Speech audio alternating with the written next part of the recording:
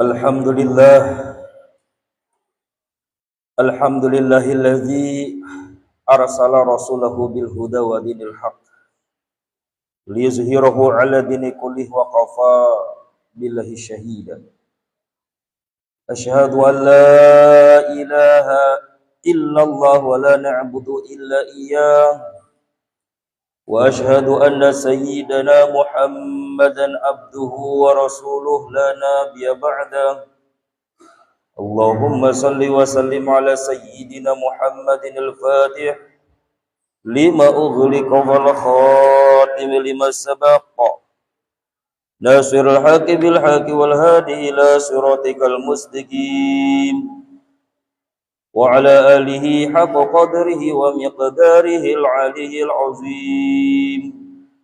Amma ba'd, fa ya ibadallah, usikum wa iyaya bitaqwallah, faqad fazal muttaqun. Qala Allah ta'ala fil Qur'anil azim, bismillahirrahmanirrahim, ya ayyuhan nasu u'budu rabbakumul ladzi khalaqakum wallazina min qablikum la'allakum tattaqun. Al-ayah. Wa qala Rasulullah sallallahu alaihi wasallam aidan, khairun nas man yanfa'u linnas. Al-hadis. Hadirin hadan wa iyyakum, tidaklah pantas kalimat yang keluar daripada lisan yang kotor, yang hina dina ini, melainkan kalimah alhamdulillahirabbil alamin. Bersyukur memuji Allah, di mana Allah Subhanahu wa taala tidak pernah berhenti memberikan kenikmatan-kenikmatan-kenikmatannya kepada kita semuanya. Nikmat di mana kita semuanya sekarang merasakan 3 kemuliaan. Mulia, Allah memberikan kesempatan kita merasakan agung mulia bulan hurum, bulan mulia, bulan Dzulqa'dah. Nikmat yang kedua, alhamdulillahirabbil alamin, dari rumah masing-masing, dari kesibukan masing-masing, dari kerjaan masing-masing, Allah kerentakan hati kita, Allah ayunkan kaki kita, sehingga kita semuanya sekarang berada di tempat yang termulia daripada tempat yang mulia, Baitullah, Masjid Allah. Mudah-mudahan duduknya kita di sini, ibadahnya kita di sini dimuliakan sama Allah. Mulia yang sekarang yang ketiga, yaitulah mulia di mana Allah memberikan kesempatan merasakan Sayyidul Ayyam Yaumul Jum'ah. Rajanya hari, sayyidnya hari, Yaumul Jum'ah. Pun mudah-mudahan Allah Subhanahu wa taala berkahi kita semuanya setiap detak-detiknya berada di hari Jumat ini. Dengan mengucapkan Allahumma sholli ala sayyidina Muhammad, mudah-mudahan kita semuanya berkah salawat, diberkahi setiap tindak tanduk kita, setiap aktivitas kita di dunia. Pun berkah salawat, mudah-mudahan kita semuanya sampai di akhirat mendapatkan syafatul uzma daripada baginda Rasulullah sallallahu alaihi wasallam. Amin ya rabbal alamin. Hadirin hadwa iyyakum, dalam kehidupan manusia pasti kita semuanya ingin mendapatkan kebahagiaan, tidak mau mendapatkan kesengsaraan. Dalam kehidupan di dunia pasti kita semuanya ingin mendapatkan keberuntungan, tidak mau mendapatkan kecelakaan. Ingin sehat, tidak mau sakit, karena memang sudah sunatullah. Akan tetapi Rasulullah SAW menjelaskan, hadis yang diriwayatkan oleh Imam Abu Nuaim yang berasal daripada Imam At-Tirmizi, ada arba'un min alamatis syaqa, ada 4 macam golongan manusia yang akan mendapatkan celaka, yang akan mendapatkan ketidaknikmatan di akhirat kelak. Ketika kita semuanya tidak nikmat di dunia, ada batasnya. Tapi kalau ketidaknikmatan di akhirat bisa saja sampai abadan-abadan selamanya.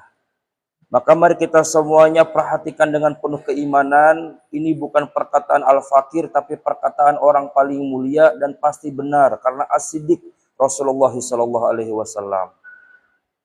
Rasulullah SAW bersabda, arba'un min alamati syaqa, ada 4 macam golongan yang akan mendapatkan celaka di akhirat kelak. Bahkan di dunia bisa saja akan dirasakannya. Yang pertama kata Rasulullah, jumudul ain. Hamba Allah yang jumudul ain, yang kering daripada air mata, khosyatillah, takut kepada Allah Subhanahu wa taala. Hamba Allah di dunia adalah merupakan mahalul khotawanisyan, tempatnya kita semuanya ini salah, tempatnya kita lupa. Tetapi ketika kita semuanya punya salah, tidak mau mohon ampun kepada Allah. Sehingga kata Rasulullah, jumudul ain, sampai air matanya itu tidak kering, tidak pernah keluar air mata karena tidak pernah minta ampun kepada Allah Subhanahu wa taala. Padahal adanya para nabi, adanya para rasul itu adalah merupakan ibrah, contoh buat kita semuanya. Nabi Adam punya dosa cuman satu. Kun anta wa zawjukal jannah. Hei Adam, dialah engkau di sorgaku bersama istriku. Fahadihi sajarah. Jangan engkau sekali-kali mendekati pohon sajarah khuldi. Nabi Adam memakan buah khuldi cuman satu dosanya. Tapi Nabi Adam menangis kepada Allah. Rabbana, ya Rabbana, zalamna anfusana. 450 tahun menangis kepada Allah, cuman menangisi satu dosa. Nabi Adam menangis kepada Allah Subhanahu wa taala. Pun demikian Nabi Yunus merasakan 3 kegelapan, gelapnya malam, gelapnya berada di dasaran lautan, gelapnya berada di makan oleh ikan nun, ikan paus. La ilaha illa anta subhanaka inni kuntu minaz zalimin. Takut kepada Allah, menangis kepada Allah. Nabi dan Rasul. Bagaimana dengan kita semuanya? Kita Nabi bukan, Rasul bukan. Sudahkah kita takut kepada Allah? Sudahkah kita semuanya meneteskan air mata? Bahwasanya kita semuanya ini adalah merupakan hamba Allah yang banyak dosa, yang banyak salah, yang banyak khilaf, yang banyak penuh daripada kesalahan-kesalahan. Maka sungguh hamba Allah yang tidak pernah menangis kepada Allah, tidak pernah tubu ilallah, tidak pernah bertobat kepada Allah, termasuk daripada jumudul ain, termasuk daripada hamba Allah yang bakal celaka di akhirat kelak, kata Rasulullah SAW. Maka mari kita semuanya perhatikan, sudahkah kita semuanya tubu ilallah? Sudahkah kita semuanya datang kepada Allah, minta ampun kepada Allah Subhanahu wa taala? Yang kedua kata Rasulullah SAW, hamba Allah yang bakal celaka di dunia bahkan di akhirat, yaitu adalah qaswatil qalbi, karena kerasnya hati. Kerasnya hati. Banyaknya dosa, banyaknya salah, banyaknya khilaf, tidak ampun, tidak minta ampun kepada Allah. Bisa saja itu yang menyebabkan hati kita keras. Bahkan ketika hamba Allah tidak mau minta ampun kepada Allah, diterangkan dalam kitab Riyadhus Shalihin bahwasanya ada hamba Allah ketika di akhirat dikejar-kejar oleh segunung api, sampai dia itu datang kepada Nabi Allah Adam. Nabi Adam tidak bisa menolongnya. Nafsi-nafsi, diri sendiri. Aku pernah berbuat salah kepada Allah, takut kepada Allah. Datang kepada Nabi Ibrahim, datang kepada Nabi, semua para Nabi, para Rasul, terakhir datang kepada Nabi Isa, termasuk kepada Nabi Muhammad SAW. Nabi Muhammad pun takut kepada Allah Subhanahu wa taala. Maka ketika itu datanglah malaikat Jibril. Malaikat Jibril datang dan membawa satu gelas air, diberikan kepada Rasulullah. Ya Rasulullah, siramkanlah air ini kepada hamba Allah Subhanahu wa taala, yang termasuk nanti itu termasuk daripada umatmu ada yang melakukan dosa, akan dikejar oleh segunung api. Simbahlah, banjurlah Maka ketika itu langsung Rasulullah SAW air segelas itu langsung ditumpahkan kepada air, kepada api yang mengejarnya, maka langsung padam. Rasulullah berkata, "Hadzal ma'u ya Rasulullah ya Jibril." Air apa ini wahai Jibril? Sungguh kata malaikat Jibril, ini adalah merupakan air setiap detak dan detik umatmu yang menangis di dunia karena min khasyatillah, takut kepada Allah Subhanahu wa taala. Subhanallah. Orang yang ketika tidak takut kepada Allah, maka yang kedua bisa menyebabkan qaswatil qalbi, akan hatinya akan menjadi keras. Ketika hati keras, penuh noda, penuh dosa, maka ketika itu tidak bisa mendengarkan nasihat. Jangankan ustadz, jangankan kiai, walaupun Allah yang berbicara dalam Al-Quran, tidak takut. Kenapa? Karena sudah termasuk daripada qaswatil qalbi, karena mengerasnya hati. Salah satu daripada cara bagaimana kita semuanya supaya hati kita tumbuh subur bersih dan kita semuanya mendapatkan sececah iman daripada hidayah daripada Allah adalah datangi pengajian, datangi majelis zikir, datangi daripada tempat-tempat yang dirdu sama Allah Subhanahu wa taala, termasuk masjid Allah yang ada salat berjamaahnya. Subhanallah. Maka hamba Allah yang ketika dia itu min khasyatillah, takut kepada Allah Subhanahu wa taala, maka hatinya tidak qaswah lagi, hatinya tidak lagi menjadi keras. Ketika hamba Allah hatinya keras, maka termasuk daripada min alamatis syaqa, akan mendapatkan celaka di dunia, bahkan celaka di akhiratnya Allah Subhanahu wa taala. Yang selanjutnya kata Rasulullah SAW, hamba Allah yang ketika di dunia bakal celaka, bahkan di akhirat dia bakal celaka itu adalah siapa? Waraghbatu fid dunya. Waraghbatu fid dunya, hamba Allah yang terlalu cinta terhadap dunia. Bukan tidak boleh mencari dunia, wajib mencari dunia karena kita hidup dalam dunia. Tapi dunia jangan jadikan di hati, tapi jadikanlah di tangan kita. Jadikan dunia bagaimana kita semuanya kenal dengan Allah. Allah Subhanahu wa taala berikan fasilitas rumah, jadikan rumah kita kenal dengan Allah. Bagaimana kita semuanya kenal dengan Allah. Hidupkan dengan kajian-kajian, hidupkan dengan bacaan kitab suci Al-Quran, datangi daripada hamba-hamba Allah, daripada keluarga-keluarga kita yang mau datang ke rumah kita. Pun demikian Allah Subhanahu wa taala berikan kepada kita semuanya rizki harta. Bagaimana harta kita semuanya dunia ini dikenalkan dengan Allah Subhanahu wa taala, berikan kepada sanak saudara yang teramat sangat membutuhkan uluran tangan kita. Apalagi yang membutuhkan uluran adalah ayah kita, apalagi membutuhkan uluran daripada rizki adalah ibunda kita, saudara kita. Subhanallah. Jadikanlah dunia ini menjadi daripada benteng kita semuanya untuk menuju akhiratnya Allah Subhanahu wa taala. Ketika hamba Allah waraghbatu fid dunya, hamba Allah Subhanahu wa taala teramat sangat cinta dunia, maka tunggu saja dia bakal celaka di dunia, bahkan di akhiratnya Allah Subhanahu wa taala. Maka mari kita semuanya hitung-hitungan. Kadang-kadang kita semuanya untuk secara dunia, kita persiapan subhanallah. Yang bekerja, yang kita semuanya punya bos, punya atasan. Kata atasan, jangan sampai terlambat jam 7, setengah 7 kita semuanya udah sampai di kantor. Setengah 7 kita semuanya sudah ada di kerjaan kita. Takut kita semua dengan atasan kita. Tapi sudahkah kita semuanya ketika Allah memanggil, hayya 'alas shalah, kita berada di rumahnya Allah. Kita makmurkan rumahnya Allah.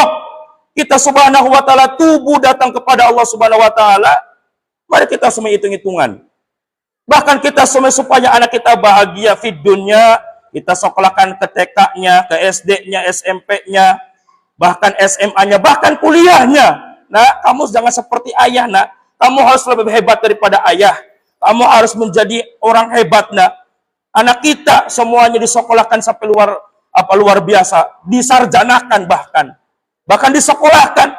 Tapi sudahkah kita semuanya punya anak kenalkan dengan Allah? Kita ajari alif batasannya. Subhanallah.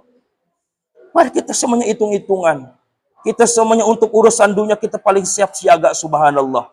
Tapi untuk akhirat, sudahkah kita semuanya benar-benar perhatikan Allah Subhanahu wa taala? Bukankah yang memberikan rizki adalah Allah? Bukankah yang memberikan jabatan adalah Allah? Kita pengen jadi ini, kita pengen jadi itu, kita pengen ini, kita pengen itu. Bukankah Allah yang memberikan? Tapi kenapa kita semuanya tinggalkan zat yang memberikan kebahagiaan kepada kita semuanya? Maka cukup kata Rasulullah, orang kalau sudah warabbatu fid dunya, orang kalau sudah cinta teramat terhadap dunia, maka tunggu saja bakal celaka. Jangankan di akhirat, dunia Allah Subhanahu wa taala akan buktikan dia bakal hidup sengsara di dunia, bahkan di akhiratnya Allah Subhanahu wa taala. Yang terakhir kata Rasulullah SAW, hamba Allah yang bakal celaka fid dunya wal akhirah itu adalah siapa? Watulil amal. Orang yang teramat sangat panjang cita-citanya. Orang yang teramat sangat yaitu adalah panjang angan-angannya. Tidak diukur dengan kemampuannya.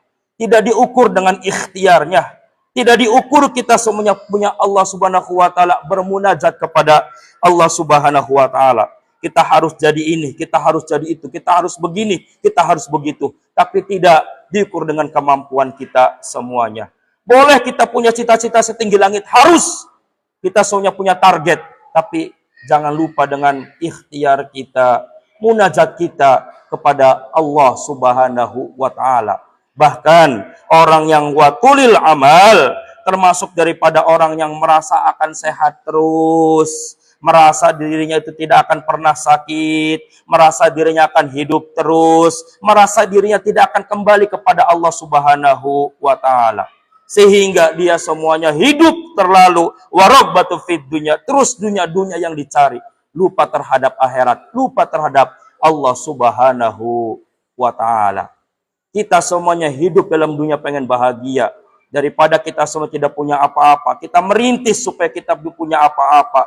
Tapi sudahkah kita pikirkan, kita hidup bukan dalam dunia saja, kita bakal ke akhirat. Kita pengen mencicipi surga atau neraka. Sudahkah kita pikirkan, nanti di alam barzah kita punya apa? Kita di alam barzah nanti kita punya sahabat siapa? Sudahkah kita semuanya pikirkan, bahwasanya kita mungkin tidak enak dalam dunia, masih ada anak, masih ada istri, masih ada tetangga, masih ada keluarga. Tapi bagaimana kalau kita semuanya tidak nikmat di alam barzah? Bukankah sholat itu yang akan menjadi bahagianya kita?